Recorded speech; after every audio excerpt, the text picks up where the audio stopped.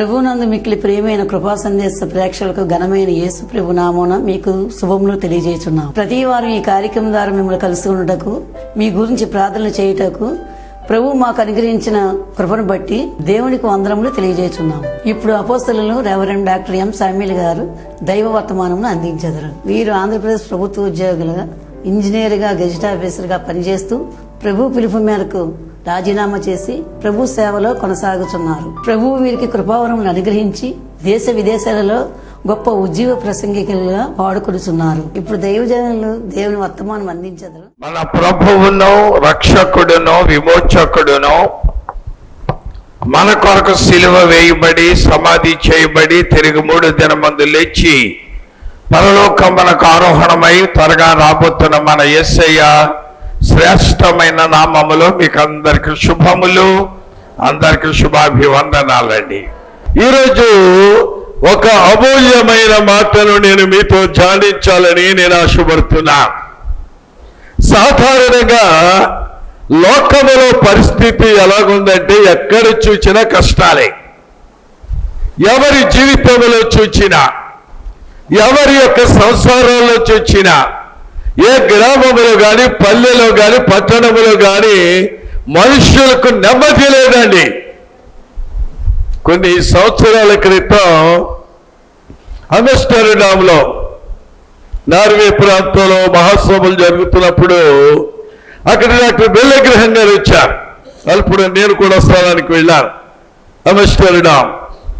అక్కడ కొంతమంది విలేకరులు వచ్చి డాక్టర్ బెల్లెగ్రహం గారిని అడిగారు, అయ్యా పరిస్థితులు చూస్తే దేశం అంతా ఎలాగుంది, ఎక్కడ చూసినా సమస్యలు, ఎవరి ఇంటిలో చూసినా బాధలు, రోగాలు, కష్టాలు, ఏమిటండి వీటికి కారణం ఏంటని అడిగారు విలేకరులు. వాళ్ళ క్రైస్తవులు కాదండి, అన్యులు వచ్చి అడిగారు. నేను అనుకున్నాను, అప్పుడు నేను ఉన్నాను అక్కడ, విలేకరం గారు ఏం చెప్తాడు దీనికి, ఈ సమస్యలకు కారణం ఏంటి అని విలేకరులు అడుగుతుంటే ఆయన చక్కని మాట చెప్పాడు. టీవీలో కూడా టెలికాస్ట్ చేశారు. అప్పుడు the problem for problems is sin అన్నాడు ఆయన. ఈ పరిస్థితులు రావడానికి, ఈ కారణములు జరగటానికి, ఈ భయంకరమైన సంభవాలు జరగటానికి కారణం పాపము అన్నాడు. The problem for problems is sin, పాపమే. దేవుడు బిడ్డ, ఈరోజు నీ జీవితంలో ఆశీర్వాదం లేకపోవడానికి, నీ కుటుంబంలో నెమ్మది లేకపోవడానికి, నీకు మనశ్శాంతి లేకపోవడానికి కారణం ఏంటో తెలుసా? పాపమే కారణం అండి. ఏంటి చెప్పండి? పాపమే. పాపం అంటే ఏంటి? పాపం అన్నారు. పాపం అంటే ఏంటి? చూడండి, పాపము అంటే ఏమిటంటే యోహాను భక్తుడికి స్పష్టంగా రాస్తున్నారు. మొదటి యోహాను పత్రిక 3వ అధ్యాయము 4వ వచనములో అర్థం ఏమిటి చూడండి. పాపము చేయు ప్రతి వాడును ఆజ్ఞను అతిక్రమించును, ఆజ్ఞాతిక్రమమే పాపం. దేవుని బిడ్డలారా, మీరు గమనించండి, పాపం అంటే ఏమిటి? ఆజ్ఞను అతిక్రమించడం, ఆజ్ఞకు లోబడకపోవడం. ఆది నడునటువంటి ఆదామును దేవుడు అన్నాడు, ఆదామా నీవు ఫలములు తెలియదా, నువ్వు ఫలించు, అభివృద్ధి చెందు, వర్ధిల్లు, భూమిని నింపు అంటే అవన్నీ మానేసి తెలవద్దన్న పండు తిన్నాడు. ఆజ్ఞాతిక్రమం. దేవుని బిడ్డలారా, ఈ రోజుల్లో చాలా మంది దేవుడి ఆజ్ఞలను మీరిపోతున్నారు, దైవజనుడి ఆజ్ఞలను మీరిపోతున్నారు. వాక్యానుసారమైన జీవితం లేదండి. అసలు పాపం ఎలాగొచ్చిందండి? పాపం అంటే ఆజ్ఞాతిక్రమం అని ఒప్పుకున్నారు. బైబిల్ చెప్తుంది. అసలు లోకంలోకి ఈ పాపం ఎలాగొచ్చింది? చూడండి, రోమీయులకు రాసిన పత్రికలో 5వ అధ్యాయము 12వ వచనములో ఓ చక్కని మాటను ఒక మనుష్యుని ద్వారా పాపము ద్వారా లోకములోనికి వచ్చాను. చేతులు దేవునికి స్తోత్రాలు చెప్పండి. ఒక మనుష్యుని ద్వారా ఈ పాపం వచ్చిందండి. దేవుడు బిడ్డలారా, మీరు గమనించవలసిన విషయం ఏమిటంటే, దేవుడు ఆదాము హవ్వలను చేసినప్పుడు మీరు చచ్చిపోతారు అనలే. మీరు మరణమైపోతారని దేవుడు అనలే.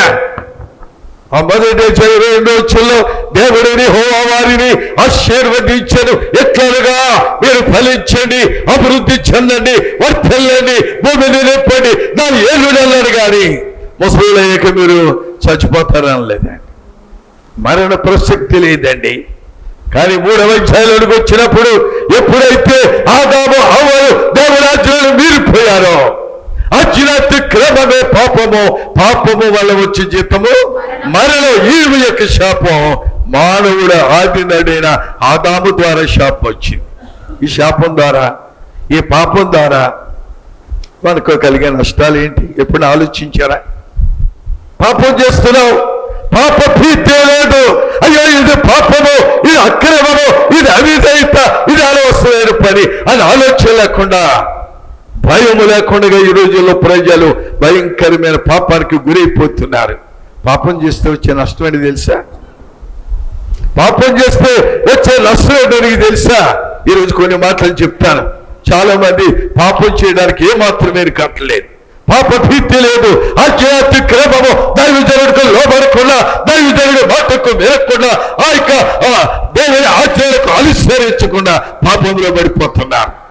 పాపం వల్ల వచ్చే నష్టాలు కొన్ని నేర్చుకుందాం. చూడండి, మొదటిగా మనం చూస్తే రోమీలకు రాసిన పత్రిక 3వ అధ్యాయము 23వ వచనంలో చక్కని మాటను మనం చూస్తాం. ఏ భేదము లేదు, ఏ భేదము లేదు, అందరిలో పాపము చేసి దేవుడు అనుగ్రహించు మహిమను పొందలేకపోతున్నారు. దేవునికి స్తోత్రాలు చెప్పండి. ఏ భేదము లేదు. పౌలు అంటాడు, ఏమి తేడా లేదండి. చిన్న లేదు, పెద్ద లేదు, ఎవరొస్తులు లేదు, ముసలు లేరు, ఆడ లేదు, మగ లేదు, తేడా లేకుండా, తారతమ్యం లేకుండా, వయస్సుతో పని లేకుండా భయంకరమైన పాపాలు చేస్తున్నారు. అందుకని పౌలు అంటాడు, ఏ భేదము లేదు, అందరూ పాపము చేసి దేవుడు అనుగ్రహించు మహిమను పొందలేకపోతున్నారు. దేవుడి బిడ్డలారా, పాపం చేస్తే మహిమను పోగొట్టుకుంటాం. దేవుడిచ్చే మహిమ, దేవుడిచ్చేటువంటి శక్తి, దేవుడిచ్చే ప్రభావాన్ని నువ్వు పోగొట్టుకుంటున్నావు. కారణం ఏంటో తెలుసా? నువ్వు పాపములు జీవిస్తున్నావు. ప్రభు అంటున్నాడు, చూడండి, ఆ మత్తయి ఆ యొక్క యోహాను సువార్త 11వ అధ్యాయము 40వ వచనం దగ్గరికి వెళ్తే చక్కని మాటను మనం చూస్తాం. యోహాను సువార్త 11వ అధ్యాయము 40వ వచనం. నీవు నమ్మిన ఎడల దేవుని మహిమను చూతు అని చెప్పాను. చేతులెత్తి దేవునికి స్తోత్రాలు చెప్పండి. దేవుడి బిడ్డలారా, లాజరు చనిపోయి 4 రోజులు అయింది. ప్రభులు వారు అక్కడికి వచ్చేస్తున్నారు. మార్తా, నువ్వు నమ్మితే దేవుడి మహిమను చూస్తావు అంటున్నారు. దేవుడి బిడ్డలారా, గమనించండి, 4 రోజులు కాదండి, 40 రోజులైనా దేవుడు బ్రతికిస్తారు. చేతులై దేవునికి స్తోత్రాలు చెప్పండి. నువ్వు అనుకోవచ్చు 4 రోజులు అయిపోయింది, వారం అయిపోయింది, 10 రోజులు అయిపోయింది. దేవుని వాక్యం చెప్తుంది 4 రోజులే కాదండి, 40 రోజులై వాళ్ళు చచ్చిపోయినా దేవుడు బ్రతికించగలడు. కారణం ఏంటంటే ఆయన మహిమ కలిగిన దేవుడు. చేతులై దేవునికి స్తోత్రాలు చెప్పండి. చాలా మంది మహిమను పొందలేకపోతున్నారు, మహిమను నమ్మకం లేదు. మరియా, మార్తలారా, మీరు నమ్మితే దేవుని మహిమను చూస్తారు. చూడగలుగుతున్నావా? రక్షింపబడిన నీవు, దేవుని సన్నిధిలో ఉన్న నీవు దేవుని మహిమను చూడగలుగుతున్నావా? సంఘ పెద్దలారా, స్త్రీలారా, యవనస్తులారా, దేవుని బిడ్డలారా, మీరు ఆలోచన చేయండి. నీవు దేవుని మహిమను పొందలేకపోతున్నావు. కారణం ఏంటంటే నువ్వు పాపములో ఉన్నావు. పాపము చేసేవారు దేవుని మహిమను పొందలేరు, మహిమను చూడలేరు. ఎంత ఏడ్చినా, ఎంత గోజాడినా, అయ్యా నన్ను కాపాడు, నన్ను రక్షించు, నన్ను బాగు చేయి అని ఎంత ఏడ్చినా దేవుడు బాగు చేయి. ఎందుకంటే మహిమని నీవు పోగొట్టుకున్నావు. ప్రభు మార్తతో చెప్తాడు, మార్త, నువ్వు నమ్మితేనమ్మా మహిమను చూస్తావు. లేస్తాండి తమ్ముడు. దేవుడి బిడ్డలారా, మీరు గమనించాలి, పాపము వలన మనకు కలిగే నష్టం ఏంటంటే మొదటిది దేవుని మహిమను మనము పోగొట్టుకున్నాం. మహిమ చూడలేకపోతున్నాం, ఆ వెలుగును చూడలేకపోతున్నాం. అది అనుభూతి జీవితంలో రావటం లేదు. ఏ రోగంతో వస్తున్నావు ఆ రోగంతో వెళ్ళిపోతున్నావు, ఏ అప్పులతో వస్తున్నావు ఆ అప్పులతో వెళ్ళిపోతున్నావు, ఏ బాధలతో వస్తున్నావు అలాగే వెళ్ళిపోతున్నావు. కారణం ఏంటంటే నీలో ఉన్న పాపము ద్వారా కలిగే నష్టం ఏమిటంటే మొదటిగా దేవుని మహిమని నీవు పోగొట్టుకుంటున్నావు. రెండవ చూడండి, సామెతల గ్రంథం 14వ అధ్యాయము 34వ వచనం చూద్దాం. సామెతల గ్రంథం 14:34. ఘనతకెక్కుటకు కారణము పాపము ప్రజలకు అవమానము తెచ్చును. దేవునికి స్తోత్రాలు చెప్పండి. పాపం చేసే వాళ్ళకి ఏమొస్తుందటండి? సిగ్గు. ఈ రోజుల్లో ప్రజలకు సిగ్గు లేదండి, అస్సలు సిగ్గు అనేదే లేదు. దేవుని బిడ్డలారా, దేవుని వాక్యం ఏమి సెలవిస్తుందో తెలుసా? పాపము చేయు వారికి అవమానము కలుగును. దేవుని సన్నిధిలో కూడి అన్న దేవుని బిడ్డలారా, పాపం చేసేటప్పుడు బాగానే ఉంటుందండి, సంతోషంగానే ఉంటది, ఆనందంగానే ఉంటది, ఓ ఖుషిగా ఉంటది. కానీ దాని వలన ఏం కలుగుతుందండి? అవమానం. మీకు బాగా తెలుసు కదా, ఓ స్త్రీని వ్యభిచారంలో పట్టుకున్నారు. ఎక్కడండి? వ్యభిచారంలో పట్టుకున్నారు. పట్టుకుని పెద్దలందరూ కలిసి ఆ స్త్రీని ప్రభు దగ్గరికి రాళ్లతో కొట్టుకుంటూ తీసుకొచ్చారండి. కొట్టుకుంటూ తీసుకొచ్చి ఆయన పాదాల దగ్గర కూర్చోబెట్టి, ఇదిగో ఈమె పాపములు పట్టబడ్డది అని చెప్పి ప్రభు దగ్గరికి తీసుకొచ్చారు. అవమానం కదా? ఎవరు బిడ్డలారా, దైవ సనంగమా, విశ్వాస బృందమా, నా ప్రియ స్నేహితులారా, జాగ్రత్తగా ఉండకపోతే నీ బ్రతుకు అవమానం గురైపోతుందంటే తల తెచ్చుకొని. చాలా మంది జీవితాల్లో చూస్తాను, అవమానం భరించలేక ఆత్మహత్యలు చేసుకుంటున్నారండి. ఏం చేసుకుంటున్నారు? ఆత్మహత్య. చచ్చిపోతారు. గోదట్లోనో, సముద్రంలోనో, రైలు కింద ఏమంటారో చచ్చిపోతున్నారు. కారణం దేని బట్టి? అవమానం. దేవుని సన్నిధిలో కూడి అన్న దైవ జనాంగమా, నీ పాపము వల్ల నీకు కలిగేటువంటి నష్టం, మొదటి నష్టం ఏం చెప్పారు? దేవుని మహిమను పోగొట్టుకుంటున్నావు. రెండవదిగా చూసినట్లయితే దేవుని సన్నిధిలో అవమానానికి గురైపోతావు. జాగ్రత్త. చేతులు దేవునికి స్తోత్రాలు చెప్పండి.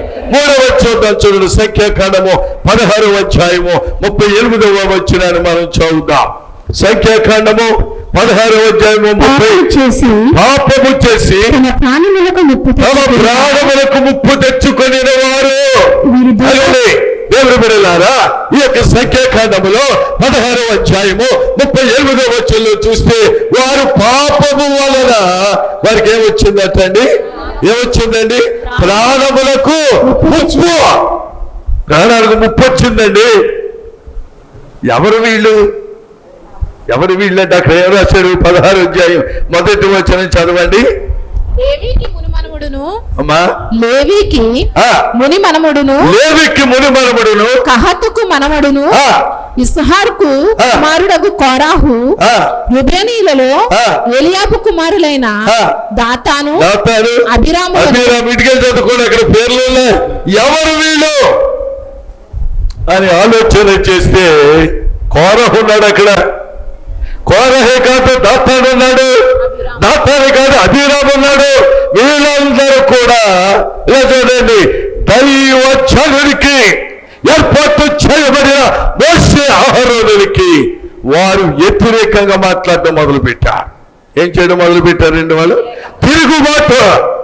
ఎప్పుడైతే తిరుగుబాటు వారు చేయటం మొదలుపెట్టారో భూమి నెరవేర్చి 250 మందిని భూమి ఏం చేసింది? మింగేసిందండి. ప్రాణాలకు ముప్పు తెచ్చింది. దేవుని బిడ్డలారా గమనించాలి. కోరహు మంచి గాయకుడండి. కోరహు అంటే తక్కువడేం కాదు, మంచి పాటలు పాడేవాడు.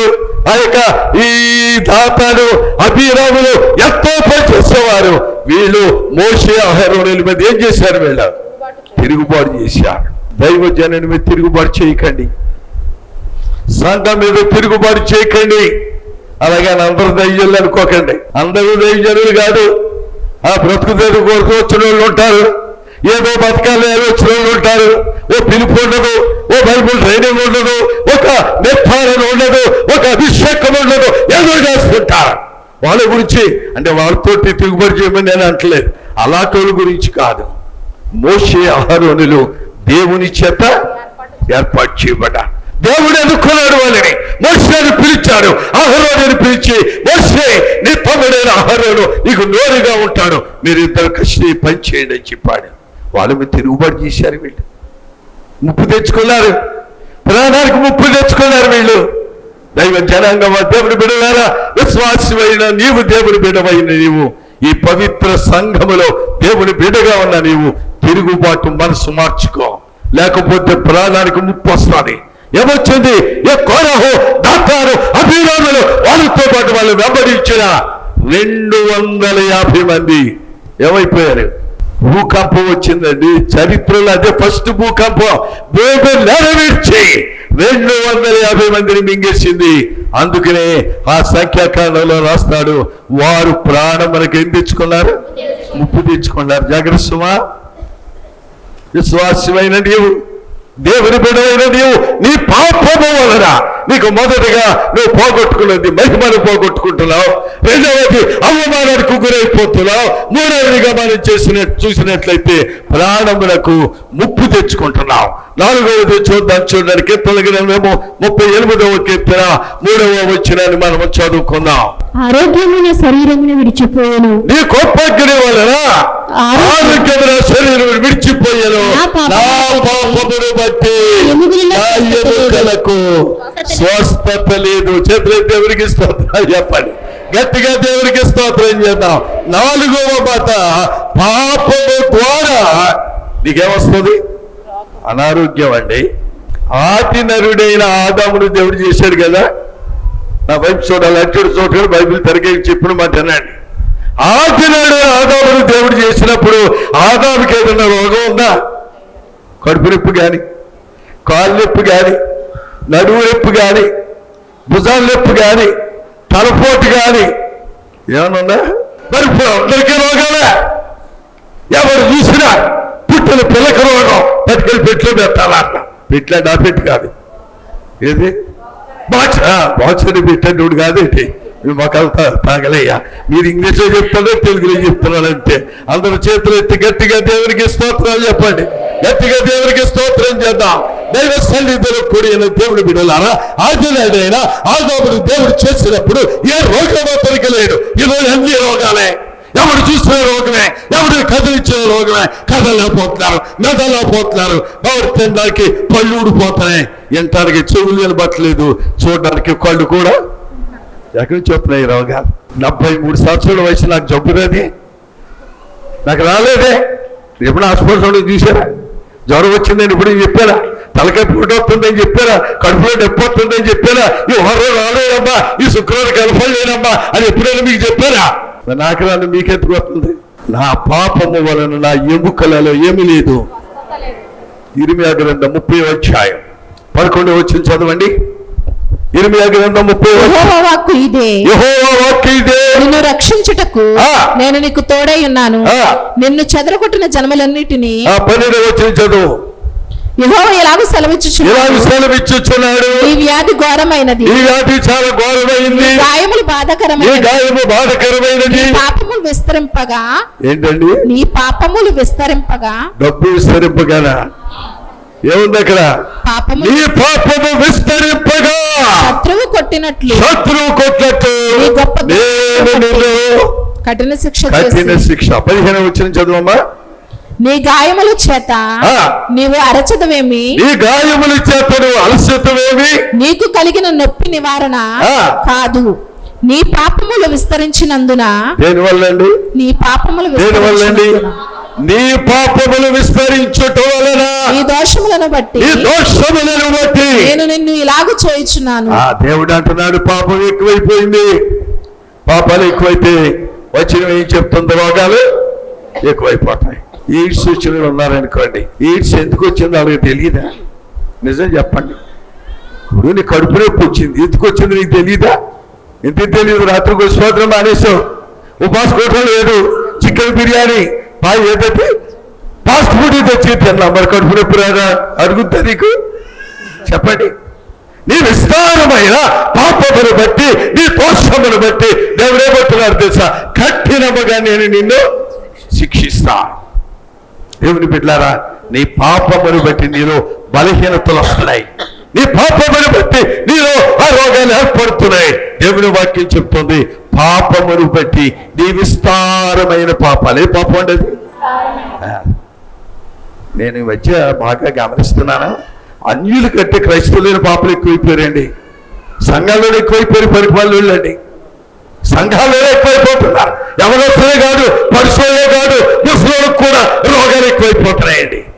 దేవుడి బిడ్డలారా గమనించండి, వాక్యం ఏం చెప్తుందో తెలుసా? మీ విస్తారమైన పాపములను బట్టి దేవుడు మీ మీదకి ఎవరెప్పిస్తున్నాడు? బలహీనతలు, రోగాలు. దేవుని బిడ్డలైన మీరు గమనించవలసిన విషయం ఏంటంటే, మొదటిగా పాపము వలన వచ్చే నష్టం. మొదటి నష్టం ఏం చెప్పారు? మహిమను పోగొట్టుకుంటున్నారు. రెండవది అవమానానికి గురైపోతున్నారు. మూడవది ప్రాణానికి ముప్పు తెచ్చుకుంటున్నారు. నాలుగవది ఏమీ లేదండి, స్వస్థత లేదు. 5వ చూద్దాం, 36 కీర్తన 12వ వచనం చూడండి. కీర్తనల గ్రంథం 36వ సంకీర్తన 12వ వచనం.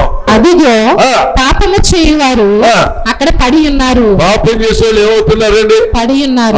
చూడండి, పాపం చేసే వాళ్ళు ఏమవుతున్నారు? ఇదిగో పాపం చేసిన వాళ్ళు అక్కడ పడి ఉన్నారు, పడిపోతున్నారు. ఇలా చూడండి, చాలా మంది అంటుంటారు, అది గారు ఆవిడండి ఇది వరకు బలి పాడేసిందండి, పాట పాడుతుంటానండి, ఉద్యోగం వచ్చేసిందండి. ఇప్పుడు ఏమైంది? ఉద్యోగం అంటే ఏమైంది చెప్పండి అమ్మా? పడిపోయింది. ఎదురు పడిపోయింది. అది దొరకండి ప్రసంగం చేస్తుంటానండి అయ్యగారు, సంఘం ఉద్యోగం పడిపోయిందండి. ఏంటోలేండి, మా పాది గారు ఈ మధ్య ప్రసంగం చేస్తుంటే అసలు ఉద్యోగమే అంటే పాది గారు ఎదురు పడిపోయాడు, పాపంలో పడిపోయాడు. అయ్యో ఇది వరకు సంఘంతో ప్రార్థన చేస్తుంటానండి, ఆకాశుద్ధికి వచ్చేలాగుండేది. ఈ రోజు ఏమయ్యారు? వెళ్ళారు పాపంలో పడిపోతున్నావు, జాగ్రత్త. విశ్వాసమైన నీ పాపం నేను పడగొట్టేస్తుంది. భక్తిలో నుండి, విశ్వాసము నుండి, సంఘము నుండి నేను దూరపరిచేస్తుంది. ఇది పడగొట్టేస్తుంది అంతే.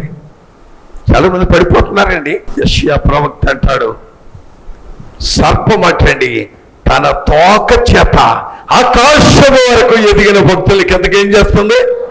లాగేస్తుంది. దేంతోటి? తోకతోటండి. తల చేత కొట్టేశాడు. దాని తలలో పవర్ లేదు, పళ్ళు పనిచేయట్లేదు, దాని కళ్ళు కనబట్టలేదు, తల చెత్త కొట్టాడు కానీ తోక ఆడుతుంది. ఇది తెలుసా? పాము ఎప్పుడైనా చంపినప్పుడు చూశారా? తల చేత కొట్టేసిన దేవుని మీరు గమనించాలి. ఈ పాము ఏం చేస్తుంది? తల చెత్త కొట్ల తోక ఆడింతనే ఉంటుందండి. అందుకనే ప్రభు అంటాడు, ఆకాశం వరకు ఎదిగిన భక్తులను కూడా ఈ సర్పం అంటాడు, కర సర్పం దేతుడు లాగేస్తుంది. తోటతోటి కిందకి లాగేస్తా. పడిపోతావు, జాగ్రత్త. ఎక్కడ పడిపోయావో, ఏ విషయంలో జారిపోయావో, ఎక్కడ చెడిపోయావో, దేవుని బిడ్డ నీ పాపం నేను పడగొట్టేస్తుంది. ఎన్ని విషయాలు నేర్చుకున్నాం? మొదటిది చెప్పండి, మహిమను పోగొట్టుకుంటారు. రెండవది అవమానానికి గురవుతారు. మూడవది ప్రాణాలకు ముప్పు తెచ్చుకుంటారు.